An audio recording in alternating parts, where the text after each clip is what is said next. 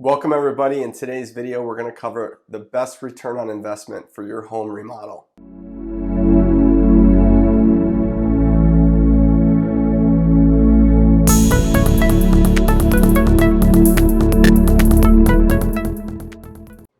In today's world of HGTV and Instagram, everyone wants a model home. The question is, which project should you do to get the highest return on investment?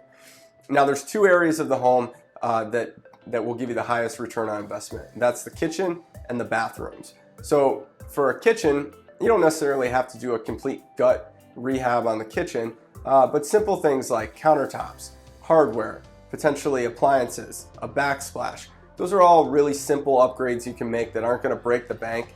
That'll give you the highest return on investment.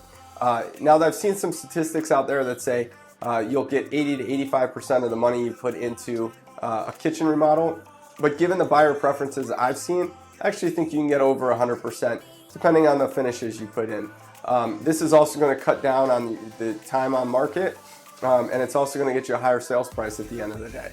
So I suggest you work with a professional designer to make sure you don't do anything outside of the current buyer preferences. But I think a kitchen remodel is kind of a slam dunk when it comes to selling your home. The bathrooms are the second highest return on investment that you can make if you're doing a home project. Now, a bathroom remodel does not have to be a complete remodel. You can go with simpler upgrades like replacing the vanity, putting in a framed mirror, updating the hardware. These are all simple upgrades you can make that are going to have a huge impact on how buyers see your home.